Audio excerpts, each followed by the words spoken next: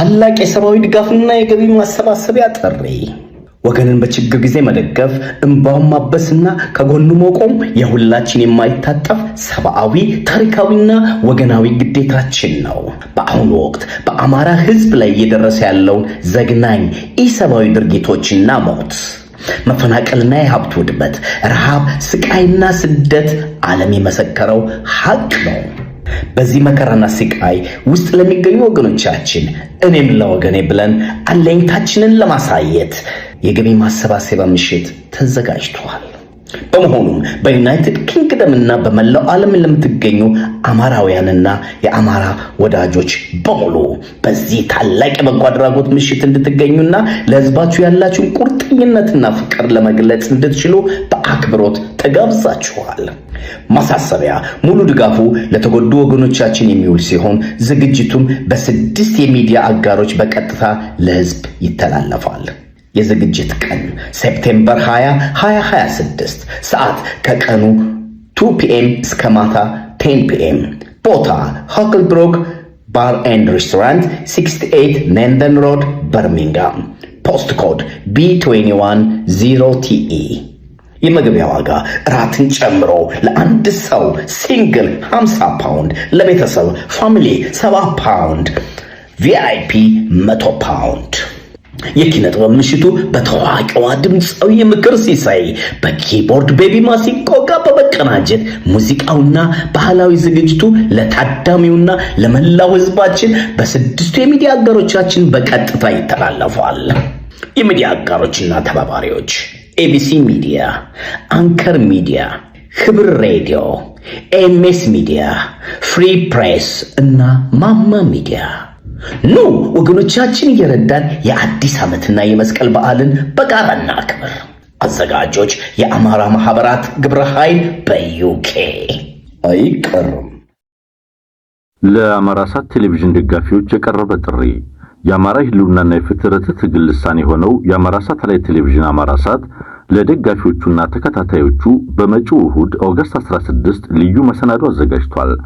አገዛዙን በመታገል ላይ የሚገኙ ሚዲያዎችን ዝግጅቶች በሳተላይት የሚያሰራጨው አማራ ሳት የሳተላይት ስርጭቱን አጠናክሮ እንዲቀጥል ሁላችንም የምንሳተፍበት የድጋፍ መርሃ ግብር አሰናድቷል። በመሆኑም በመጪው እሁድ ኦገስት 16 በአማራ ሳት ቴሌቪዥን ዝግጅታቸውን በሚያስተላልፉ መገናኛ ብዙሃን በቀጥታ ስርጭት በሚያስተላልፉት የድጋፍ ዝግጅት ላይ የአቅሞን ድጋፍ በማድረግ የትግሉ ሚዲያ ያጠናክሩ። እሁድ ምሽት ሁላችሁም የአማራ ሳት ቤተሰቦች በቀረቡት የድጋፍ አማራጮች ሁሉ አስተዋጽኦ በማድረግ ተሳተፉ። አማራ ሳት የቢሲ ቴሌቪዥን እና የትግሉ ሚዲያዎች የሳተላይት ስርጭት ተጠናክሮ እንዲቀጥል ይሳተፉ። ትጋታችን ለህልውናችን። ሰላም ጤና ይስጥልን ተመልካቾቻችን፣ ከአንከር ሚዲያ ዝግጅት ክፍል የአክብሮት ሰላምታችንን እናቀርባለን። በወቅታዊ የኢትዮጵያ ጉዳይ ላይ በማተኮር ከፖለቲከኛ ዲፕሎማት፣ ደራሲ ከፕሮፌሰር መሐመድ ሐሰን ጋር ቆይታ ለማድረግ በቀጥታ የስልክ መስመር ላይ አግኝቼዋለሁ። ፕሮፌሰር መሐመድ ሐሰን ዛሬም በስልክ ነው የተገናኘ ነው። በወቅቱ ጉዳዮች ላይ ያንተን እይታዎች ለማግኘት በሚል ነው የደወልኩት። በጣም አመሰግናለሁ ጊዜን ወስደ ለተመልካቾች አስተያየትን ለመስጠት ፈቃደኛ በመሆን። እኔም በጣም አመሰግናለሁ ወንድሜ መሳይ። ፕሮፌሰር መሐመድ ሐሰን መጀመሪያው በቅርቡ ወደ ኬንያ አካባቢ ተጉዛችሁ ነበረ። አንተን ጨምሮ አቶ አንዳርጋቸው ጽጌ ናይሮቢ ነበራችሁ። ሁለተኛው የጽምዶ ስብሰባ እንደነበረን የሰማነው። እስቲ ይሄንን ታረጋግጥልናለህ? የጽምዶ ስብሰባ ነበረ። ከተካሄደስ ከፖርት ሱዳኑ ስብሰባ በምን ይለያል? እውነት ነው። ናይሮቢ ላይ የጽምዶ ስብሰባ አድርገን ነበር። የመጀመሪያው እንኳን አልተሳተፍኩም፣ ካርቱም ላይ ነበር የተደረገው። ሁለተኛውን ግን ፖርት ሱዳንና ሶስተኛውን አሁን ደግሞ ኬንያ ላይ ተሳትፌያለሁ። አሁን የኬንያው አስተሳሰቡ ምንድነው? ሞላው ከኢትዮጵያ ህብረተሰብ የተውጣጡ ክፍሎች እንዲሳተፉ በፖለቲካ ድርጅቶችም ሆነ በታዋቂ ግለሰቦች ይሄ ትንሽ የሰፋ ነው። ወንድሞቻችን የሲዳማ ሰዎች ነበሩ። ከዛ አልፎ ተርፎ የሱዳንም ኦኤንኤልኤፍ ኦጋዴን ሊብሬሽን ፍሮንት ሰዎች፣ ሌሎችም ብዙ ሶማሌዎች እዛ አካባቢ የሚኖሩ የኛም አካባቢ የሚኖሩ ሶማሌዎችም ተሳትፈዋል። ኤርትራኖችም ኢትዮጵያኖችም ከተለያየ መልኩ ተሳትፈዋል። ይሄ ሶስተኛው ነው። አላማ ምንድነው? ይሄ ዩናይትድ ፍሮንት ፎር ፒስ በሚለው ላይ እያሰፋ ነው ከሄድን በሰፋ ቁጥር ሞላውን የኢትዮጵያን ሕዝብ ያጠቃልላል የሚል እምነት አለን። በህዝቦች መካከል ደግሞ በተቻለ መጠን መቀራረብን የሚፈጥርና ከመቀራረቡ አልፎ ወደፊት ቤታቸውን አብሮ እንዴት ተባብሮ የሚገኑበትን መንገድ አቅጣጫ የሚሰጥ ነው። በጣም ጥሩ ስብሰባ ነበር የተካሄደው። ንግግሮች ተካሂደዋል። በአረብኛም፣ በአማርኛም፣ በሶማሊኛም፣ በትግርኛም በእንደዛ መልኩ እንትን ብሏል። እየተስፋፋ የኦሮሞም ኮሚኒቲ የመጣበት ሶማሌዎቹም፣ ሌላም ታዋቂ ኢትዮጵያኖቹም ሱዳኖቹም ተሳትፈዋል። ይቀጥላል። ይሄ የግድ ቀስ ያለ ደግሞ ወደፊት እነዚህ የሙዚቃ ሰዎችም የአርቲስቶቹንም ምናምኑም ወደፊት መጋበዛቸው አይቀርም። የት እንደሆነ አላውቅም እንጂ በጽንሰ ሀሳቡ አለ። በተቻለ መጠን የተለያዩ የኢትዮጵያ ህብረተሰቦችን የሚገናኙበትን መድረክ መፍጠርና ይሄ አዲስ አበባ ላይ ያለው ስርዓት ያረጀ በድሮ ቴክኒክ መኖር እፈልጋለሁ የሚል ነው። ቀስ ያለ ከተካሄደ ምንጣፉም ከእግሩ ይጎተታል። ፕሮፌሰር መሐመድ ሀሰን አሁንም መሰባሰብ ነው። ከመሰባሰብ ያለፈ ምን ትርጉም ያለው? ምክንያቱም መሬት ላይ ያሉ ነገሮች በፍጥነት እየሄዱ ነው። ሀገር በኢትዮጵያ ውስጥ ያለው ፖለቲካዊ፣ ኢኮኖሚያዊና ማህበራዊ ቀውሶቹ እየተበራከቱ መጥቷል። በሌሎችም አካባቢዎች እንደዚሁ። ስለዚህ አሁንም ጽምዶ በመሰባሰብ ገና ሌሎች አካላትን ጥሪ እያደረገ አሁንም ለሚቀጥለው ስብሰባ ነው። ከስብሰባ ያለፈ ትርጉም ያለው መሬት ላይ ወርዶ ለውጥ ሊያመጣ በሚችል መልኩ የተጀመረ እንደው እንቅስቃሴ የለም። አሁንም በመሰባሰብ ብቻ የተገደበ ነው። በመሬት ላይ ታጣቂ ኃይሎቹ የራሳቸው ጽምዶና ግንኙነታቸውን በሰፊ ፈጥረዋል። እሱ አንደኛው ክፍል ነው። የስርዓቱን አከርክረ ክፍሉን ለመቁረጥ ከፍተኛ መስዋዕትነት እየከፈሉ ፋኖ፣ ሌሎችም ከፋኖ ጋር የተባበሩት ኃይሎች እነዚህ የወታደራዊ ክፍሎችና አመራራቸው በዚህ ጉዳይ ላይ እየተነጋገሩ ነው። እንደውም ጥምረቱን ፈጥረዋል። ሌላኛው ደግሞ ምንድነው? ህዝብ ከህዝብ የሚለው ነው። ህዝቦችን እሱ በማስፈራራት በማሟቸት ባረጀ ጠጅ ለመስከር የሚፈልገውን ስርዓት ህዝብን በተቻለ መጠን እያቀራረብን እያወያየን ሁለቱ መንትዬ መንገዶች ላይ ያሉ የፖለቲካ ስልትና የፊሎሶፊ ስልት ነው። ህዝቡም ተስፋ እንዲኖረው አየህ እሱ እኔ ከሌለው አገር በትናለው በሚል የጮሌ ጨዋታ ችምጥቁር ቀይዋን ያገኘ ይበላል የሚል የድሮ የአራዳ ገበያ ያደግንበት ሰፈር ጨዋታ ነው ሰምቶ ይዞ የመጣው የበሻሻው ጠቅላይ ሚኒስትር። ግን አገሪቷ ያለችበት ሁኔታ በጣም አስጊና ለ8 ዓመትም ደግሞ በጣም መጥፎ ሁኔታ ላይ አድርሷል። ግን ህዝብ ነው። ህዝብ የራሱ ህልውና የራሱ እድሜ ልክን ሲኖር የነበረ ትስስሩን እኔ ሰፈለኩ እቆርጣለሁ የሚለውን እሱ በፈለገው መንገድ አልፈጠረንም፣ አልተፈጠረንም፣ አልወለደንም። ሁለቱም መንትዮችና ከሚሊተሪውም ውጪ የፖለቲካና የወንድማማችነቱን ክፍል ከፍ እያደረግን አይዞ ወንድሜ የሚጮኸው ራዲዮ የውሸት ራዲዮ ነው፣ የትም አይደርስም፣ ለንቃው እስኪበጠር ድረስ ቢፈልግ ይጮህ። የኢትዮጵያ ህዝቦችም እየተቀራረቡ ይመጣሉ። እኛ ሰዎች ነን።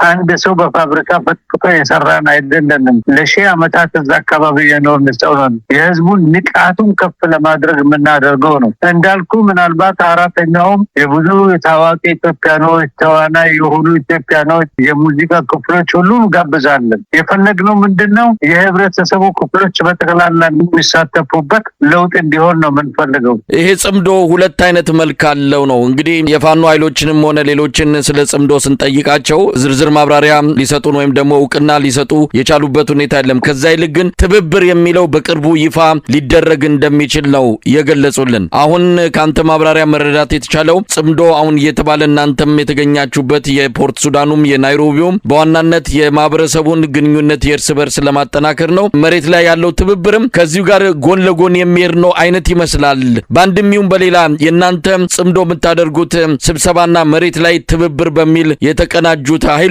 የሚገናኙበት በትይዩ የሚሄዱበት ወይስ አንዳቸው ባንዳቸው የሚገለጹበት ሁኔታ አለ?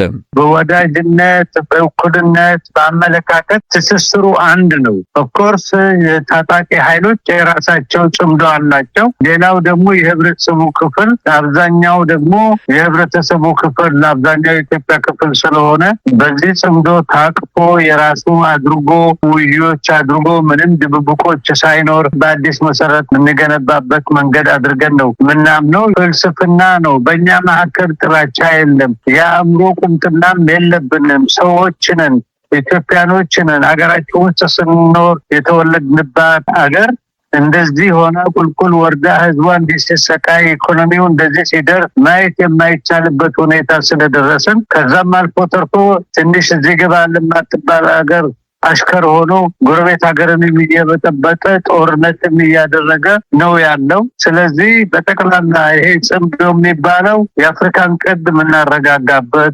በሰላምና በወዳጅነት የምንሰራበት ሀገራችን ኢትዮጵያ ደግሞ በአዲስ መንገዷን የምትቀየስበት በእኛ መካከል ምንም አይነት ጄኔቲክ የሆነ ጥላቻ እንደሌለ ለዓለምም ህዝብ የምናበረክት ነው የምንፈልገው። ምክንያቱም እኛ የራሳችን ችግር እኛ እንፈታለን። እጃችሁን ከኛ ጡና እናንተ እውነት እኛም መደገፍ የምትፈልጉ ከሆኑ የኢትዮጵያ ሁኔታ እንደምታውቁ እናውቃለን። አንዳንዴም ስትፈልጉ መግለጫ ታወጣላችሁ። በዘገየ ሰዓት ብቅ ማለት አይጠቅምም። ከኛ ጋር ፓርትነር መሆን የምትፈልጉ ከኢትዮጵያና ከሞላው የአፍሪካ ቀንድ ህዝቦች ጋር ፓርትነር መሆን የምትፈልጉ ከሆነ ይሄ ሰውዬ አሽከር ነው፣ ቀጠናውን የበጠበጠ ነው፣ ኢኮኖሚውን እያፈረሰ ነው ያለው። ህዝቦች ይገደላሉ፣ ሰዎች ይገደላሉ። ኢፍትሃዊ የሆነ የፍርድ ሲስተም አስቀምጧል። ሰው ይጠለፋል፣ ይታሰራል፣ ይገደላል። ሲፈልግ ደግሞ አሁን ተመልሶ በጎሳ ለመከፋፈል አንድ አዲስ አበባ የኦሮሚያ ክልል ነች፣ ደግሞ ሲፈልግ ድሬዳዋ የኦሮሞ ክልል ነች። የድሮ ካርድ ይዞ ብቅ ብሎ ሰው ሊያጋጭ ይፈልጋል። እኛ የህዝቡን ንቃት ወንድሞቼ ኦሮሞም የሆናችሁ ሁሉ እኔ አውቃለሁ። ብዙ ያለቃችሁ፣ ብዙ የታሰራችሁ፣ ብዙ የተፈጃችሁ አላችሁ። ዝም ብላችሁ መቼም እንደ ከብት እንዳላችሁ ብዬ አላምንም። ከኛ ጋርም ትልልቅ ውይይቱ የዚህ ጽምዶ አባል ሆናችሁ እንደ ህዝብ በህዝብ ደግሞ የምንመካከርበት ቀጠናችን ደግሞ ሰላም የሚኖርበት አንድ ጊዜ ለ80 ዓመት የአካባቢ ሰላም ኖሮት ወደ ልማት የሚሸጋገርበትን መንገድ ነው መቀየስ አለብን። እኛ ከየትም ቦታ የሚመጣ መልስ አናገኝም። መልስ ልናገኝ የምንችለው በክንዳችን የፈጠርነው መልስ፣ በእኛ ንግግር፣ በእኛ ውይይት ትከሻ ለትከሻ ተያይዘን አርቀን በማሰብና አርቀን በመራመድ ነው። አንድ ቀጠናው ሰላም መሆን አለበት። ሁለት ሀገራት የምንወዳት ሀገራችን ኢትዮጵያም ሰላም ሆና እርስ በርሱ ተመካክሮ እሱ በሚፈልግበት መንገድ ህገ መንግስት አፍርጦ ሽግግር መንግስት ፈጥሮ ውይይታችንንም ሰፊ አድርገን ረጋ ባለመልኩ በአዲስ መሰረት አዲስ ቤት መገንባት እንፈልጋለን። መሳይ ወንድሜ። ፕሮፌሰር መሐመድ ሀሰን ወደ ዝርዝር ጉዳዮች እንምጣ። እንግዲህ ስለ ጽምዶ የኬንያው ተወሰነ ማብራሪያ አግኝተናል። አራተኛው የጽምዶ ስብሰባ በቅርቡ እንደሚኖር ሰፋ ባለመልኩ እንደሚካሄድ በዚህም ተስማምታችሁ እንደተለያያችሁ ነው። እንግዲህ ጊዜውን ጠብቆ ሲካሄድ ደግሞ ስለ አራተኛው የጽምዶ ስብሰባ መረጃ እንደምትሰጡን ተስፋ እናደርጋለን። እስቲ ስለ ኢትዮጵያ ባለው ሁኔታ ላይ ነካክተኳል፣ አንዳንድ ነገሮችን አንስታል። የኢትዮጵያ ሁኔታ ምን ላይ ነው ያለው? አገዛዙ ብዙ ግንባሮችን ከፍቷል። በጦር ግንባር ከተለያዩ ኃይሎች ጋር እየተፋለመ ነው። በአዲስ አበባ ደግሞ ምክክር ኮሚሽን ብሎ አቋቁሞ በኢትዮጵያ ሌላ ቀውስ ሊፈጥር የሚችል እንቅስቃሴ እያደረገ ይገኛል። በኢኮኖሚው በተለያየ መስኩ እንደዚሁ ኢትዮጵያውያንን ጭንቅ ጥብብ ያደረጋቸውን ውሳኔዎችና እርምጃዎችን እየወሰደ ነው ያለው የአብይ አህመድ አገዛዝ። እንደው በጥቅሉ ምን ላይ ነው ያለ ነው? ከትላንት ዛሬ ነገሮች እንዴት እየሄዱ ነው የሚገኙት? በጣም ጥሩ። በመጀመሪያ ወንድሜ መሳይ እኛ በለውጥ ዋዜማ ላይ ነው ያለነው። እሱ የፈለገውን ዲስኩር ሊያደርግ ይችላል። በጣጥሳለው ታርዛን ነኝ ምናምን እያለ የፈለገ እርምጃ ሊወስድ ይችላል። እሱ ራሱ እኮ የከተማ ከንቲባ እኮ ነው። ከአዳነች አበበ የተለየ ሰው አይደለም። 4000 ሰዎች ሰብስቦ ሻይና ዳቦ እያደላቸው የፈለጋችሁን ተነጋገሩ፣ እኔ የሰጣችሁን ስንስት አጀንዳ አጨብጭባችሁ አውጡልኝ በማለት ስርዓቱን ከመናድ የሚያድነው አይደለም። እኛ የምናየው ምንድነው? የመጨረሻ እሱ የሚደንስበት ጊዜያዊ ሰርጉ ነው። ይሄ ሰርግ ደግሞ ወደ ሀዘን እንደሚቀየር ምንም ጥርጣሬ የለም። ሞላው የኢትዮጵያ ህዝብ በየቦታ የሚኖሩትም ውስጥ የሚኖሩትም እክ ብሎ ከተፉት በጣም ቆይቷል። እኛ የህዝቡን ሞራል ነው ውጭም ያለው ውስጥንም ያለው በዚህ በጽምዶ ንቅናቄ በፖለቲካ አመለካከቱ በማቀራረብ ህዝቦችን ወደፊትም እኮ ይሄ የጽምዶ እንትኖች ይቀጥላሉ። አውሮፓ ውስጥ ያሉትን ኢትዮጵያውያኖች ማነጋገራችን አይቀርም። የቀጠና ሰዎችንም ሱዳኖችንም ሁሉም ገብዘን ለንደንም ቢሆን ጀርመንም ቢሆን አልፎም እስከ አሜሪካ ድረስ ማምጣት እንፈልጋለን። እኛ በራሳችን መንገድ ሰላም እያመጣን ነው። ይሄ ጽምዶ ደግሞ የትግሉ አንደኛው ፐብሊክ ሪሌሽን ወይንም ህዝብን የሚያቀራርብ ክፍል ነው። ቀበያልን እያስፋፋን በተለው እንመጣለን። ለምትሰማኝ ኢትዮጵያዊ፣ ለምትሰማኝ አፍሪካ ቀንድ ይሆን ሁሉ ይሄንን እየተገነዘብ ለሚመጣው የወደፊት ስብሰባዎች በምናዘጋጀው ላይም እንድትሳተፍ እንፈልጋለን። አገርህ ነው፣ ቀጠና ነው። ይሄ ስርዓት መውደቅ አለበት፣ መቀየር አለበት። ኢትዮጵያኖች በሰላም አዲስ ሀገር ገንብተው ከቀጠና ህዝቦች ጋርም አንድ ላይ ሆኑ ቀስ ብሎ የኢኮኖሚያቸውን ሁኔታ የሚያሻሽሉበት። ሰልችተናል። ቀጠናው በጠቅላላ የሚገርም ኢትዮጵያን የሚያክል 130 ሚሊዮን የሚባለው ሀገር እኔ አሁን በዱባይ ነበር ያለኩት። ዱባይ ስትመጣ 80% ሰራተኛው ኤዥያና አብዛኛዎቹ ኤዥያ ናቸው። አንዳንድ አፍሪካኖች ታያለ።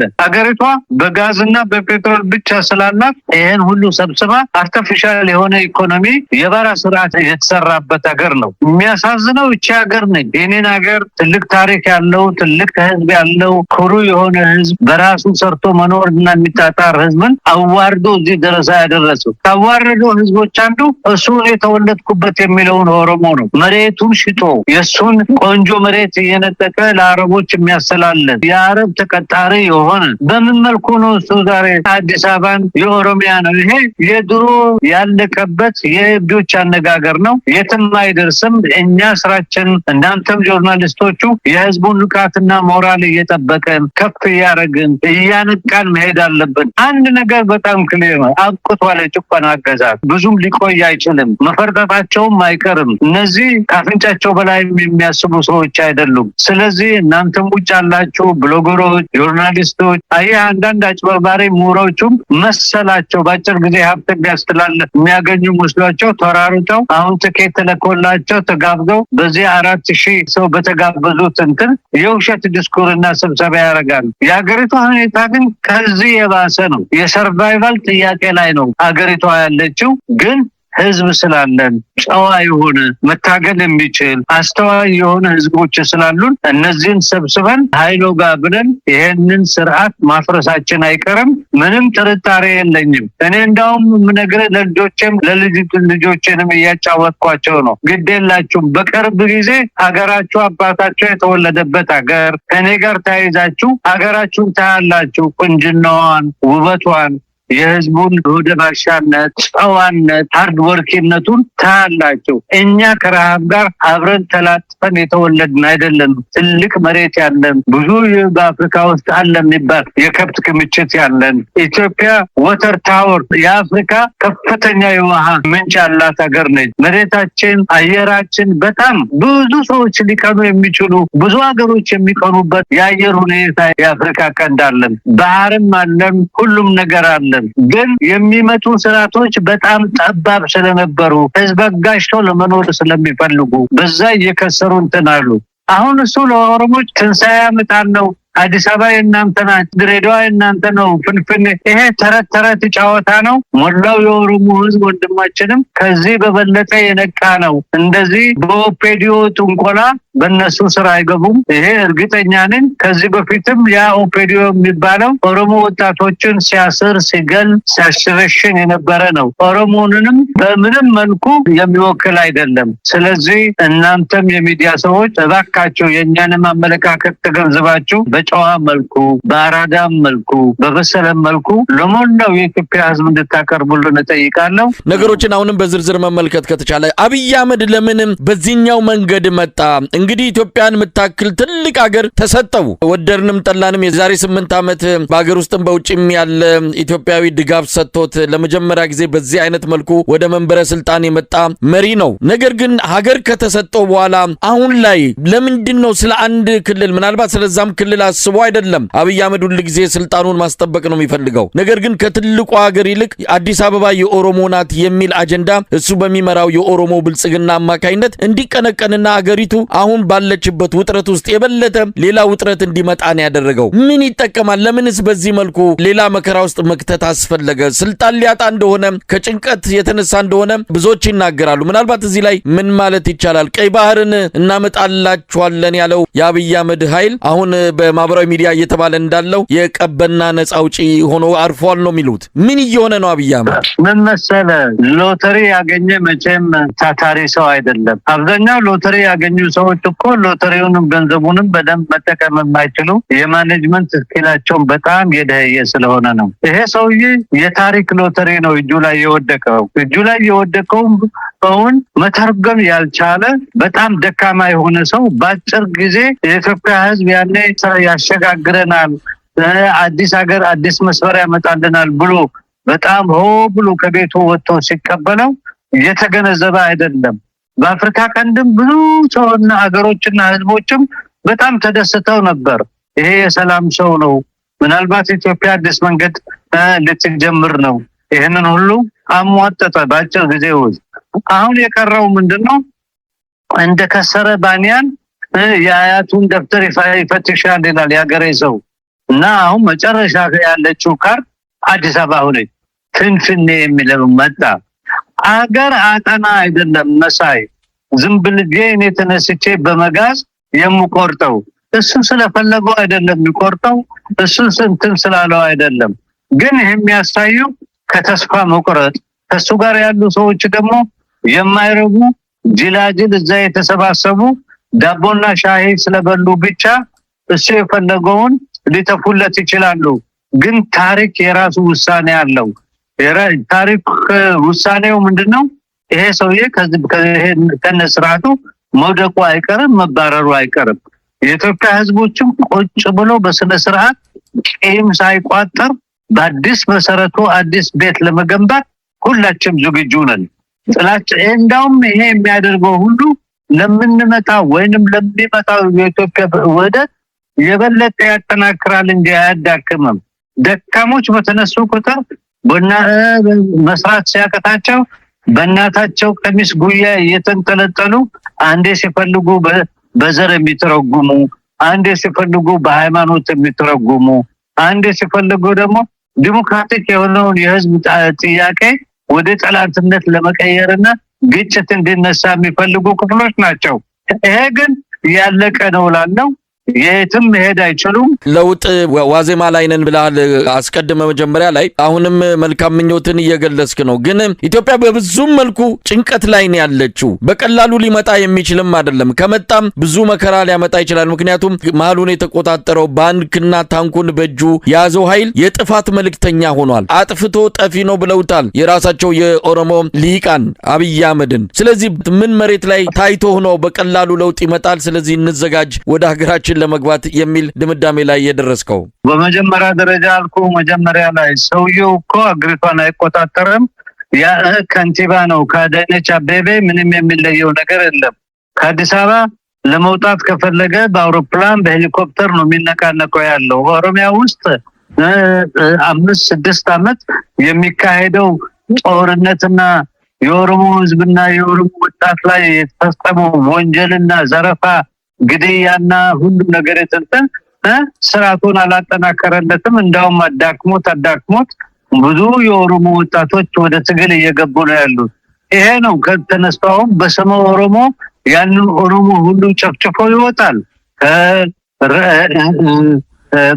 በየኦሮሞ ክልልና የተለያዩ የኦሮሞ ክልል ውስጥ ወጣቱን እየጨረሰ ያለው እሱ ነው እና የምታየው ያንንም ኦላንም አሸንፋለሁ ብሎ ብዙ ሚሊሺያ እኔ እስከ 300-400 ሺህ ሚሊሺያና ልዩ ኃይል ፈጥራለሁ ብሎ እሱና የኦሮሚያ ክልል ፕሬዝዳንት ሲጨፍሩ የነበሩ ዛሬ እነሱ ራሳቸውን በሄሊኮፕተር የሚሽከረከሩ በጣም ከፍራቻ የተነሳ ተጠብቆ የሚሄዱ ሰዎች ናቸው።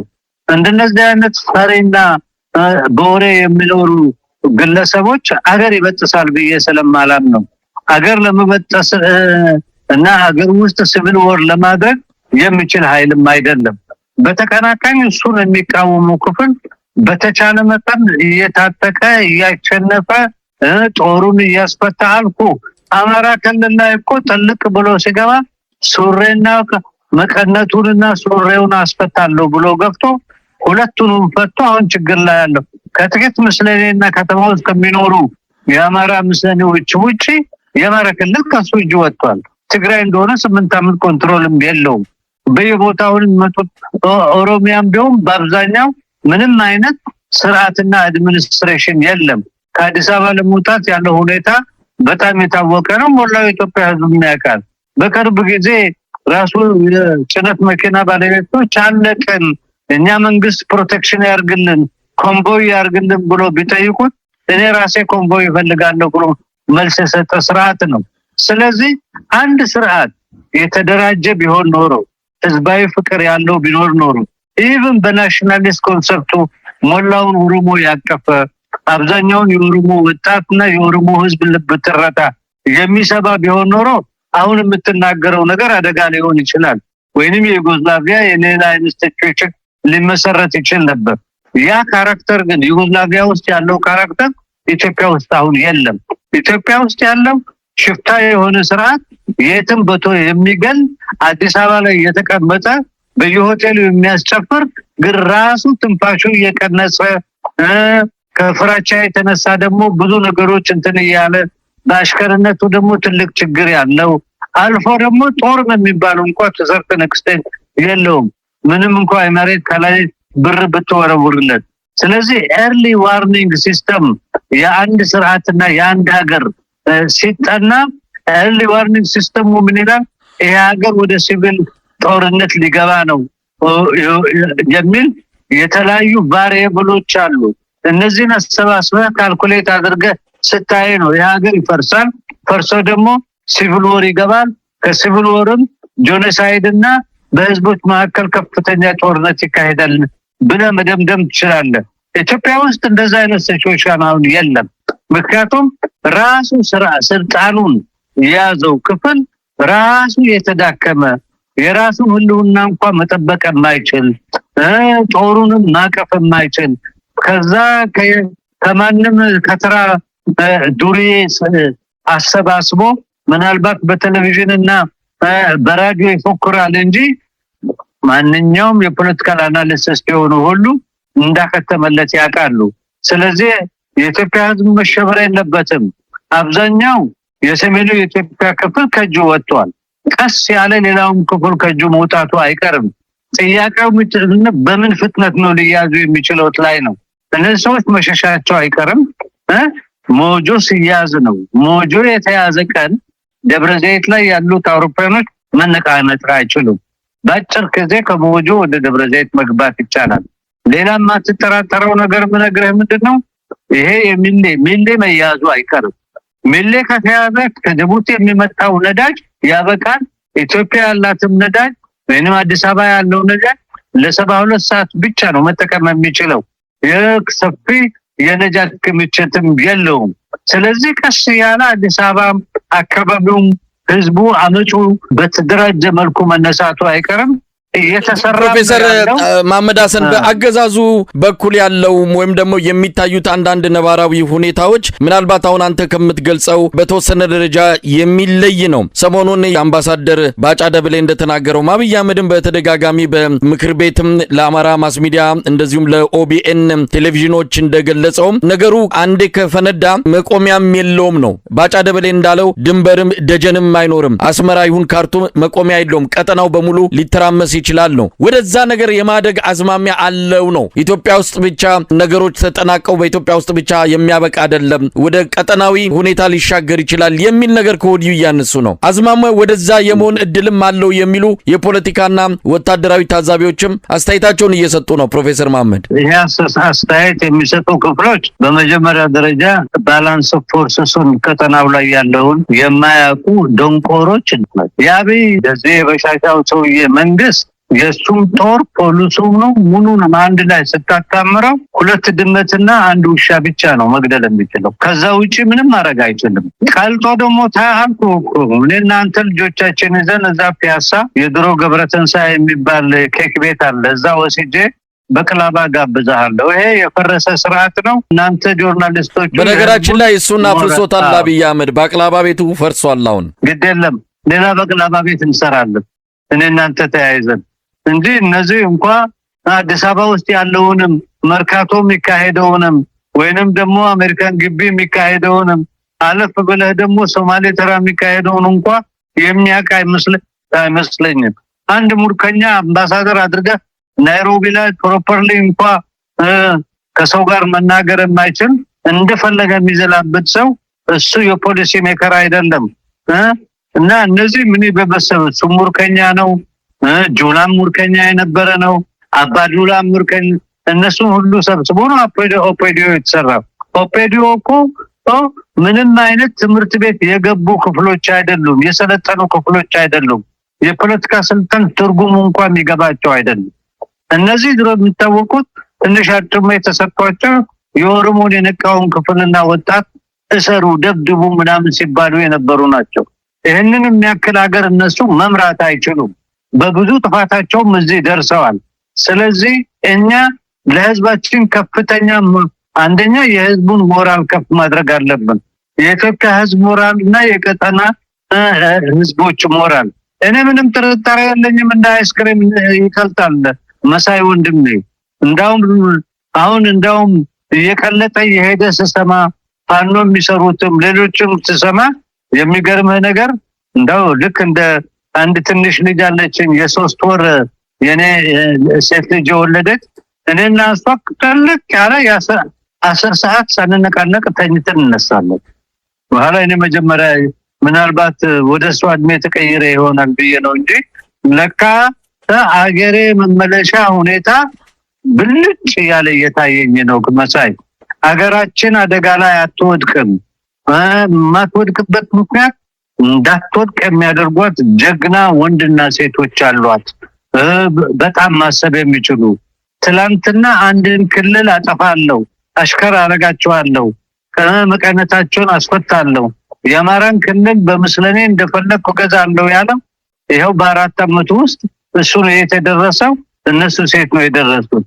እንደገና የትግራይ ህዝብ ከነሱ ሰዎች ገዝቻለሁ አንበርክኬ በዛ በኩል አድርጌ ገዛለሁ የሚለው የሁለት ቀን ጦርነት ብቻ ምን ያህል ጉዳት እንደደረሰበት ታያለን። ስለዚህ በየክልሉ ቢሆን አብዛኛው የኢትዮጵያ ህዝቦች የሰለቻቸው እክ ብሎ የተፉት ነው።